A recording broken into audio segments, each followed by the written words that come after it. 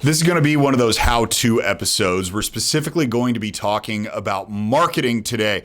So if you like the normal pattern where I tell you a story and a lesson and how to apply that lesson or how I've applied that lesson in my own life, I'm going to disappoint you today. But if you're somebody that is looking to drive more leads to your business from the people that you want to buy from you, and you want to know specifically how to do that, then you're in the exact right place. So congratulations for that. We're going to talk specifically about the emotions of marketing today.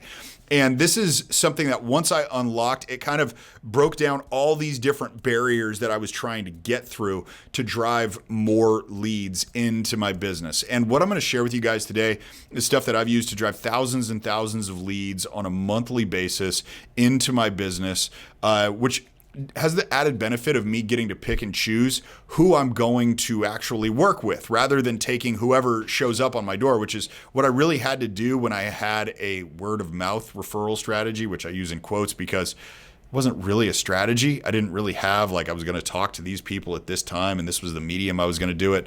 This is what I was going to ask for. I didn't have any of that. I just said, well, if somebody refers me business, I'll take it. That was my word of mouth strategy. If that's your word of mouth strategy, I'm just going to have you consider that ain't a strategy. You simply get lucky every now and then. So we're going to talk about actual outbound marketing today. We're going to talk about the way to create messages that are going to really get people to an emotional state. And when they're in an emotional state, they have a tendency more to identify with you, trust you, like you, and of course, buy from you. So let's start out with the order that people go and make decisions in. And if you're unfamiliar with marketing, then you're really going to this is going to be different than what you think it really should be. But there is a specific order of things that compels people to action. And if you look at every commercial, if you read every sales letter, if you read every sales letter or commercial or anything that's done by a marketer that knows what they're doing, it's going to follow this arc. They start out with emotion, then they move to logic, and then they move to scarcity. So emotion, logic, scarcity, in that order, every single time.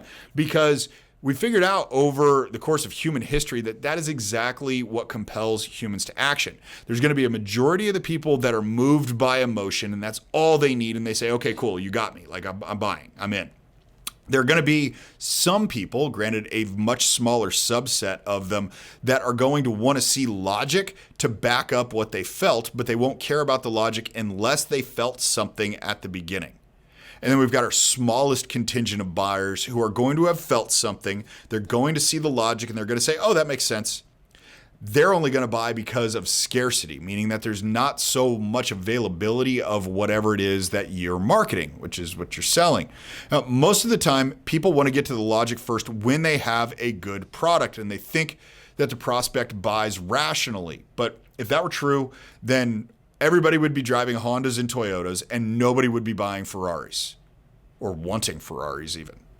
Because logic isn't the way we buy things. We think about the emotion, especially when it comes to cars, because cars, for whatever reason, really represent who you are and who I am based on the cars that we drive. And so they're very emotional decisions.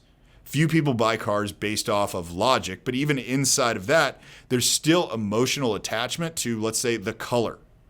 So you have this, recognizing that emotions first. Now, there are some primary driving emotions that really compel people to act. The easy ones that people use most often are fear and desire. So they'll make you scared of something or they'll make you desire something. And there's subcategories of desire like lust and love. And lust sells billions of dollars a year. And it's not used that often outside of selling things like lingerie. But getting the emotions of fear or desire, even though those are most often used, you can work with other emotions that are actually more powerful movers to get people to go where you want them to go, which is to get their eyeballs on your products, your service, your experiences. And those emotions are envy and shame. Those are the most powerful movers because what these are is these are the secret emotions. These are the ones that people really don't want to admit what they've got. Like if you ask somebody, hey, what are you ashamed of? They're going to sit there and they're not going to tell you. They're like, yeah, right. Like I'm going to tell you that. You could probably ask your spouse, what are you ashamed of? And they would even resist answering to you. They might answer eventually, but they would resist first. They'd be like, well, why do you want to know? It seems weird. Why are you asking me about what I'm shameful about?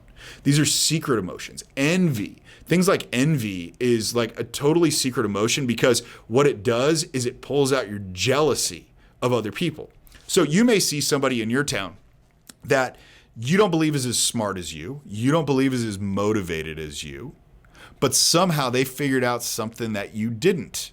They're driving the car you want to drive. They're living in the house you want to live in. They take the vacations you feel like you should be going on. You're envious of that person, and envy naturally drives jealousy, which is something else that people don't want to admit from an emotional standpoint. Now, envy and shame, they also cause a massive degree of pain. Pain is the ultimate moving factor in somebody's life, but pain is extra powerful when it's connected to every area of your life.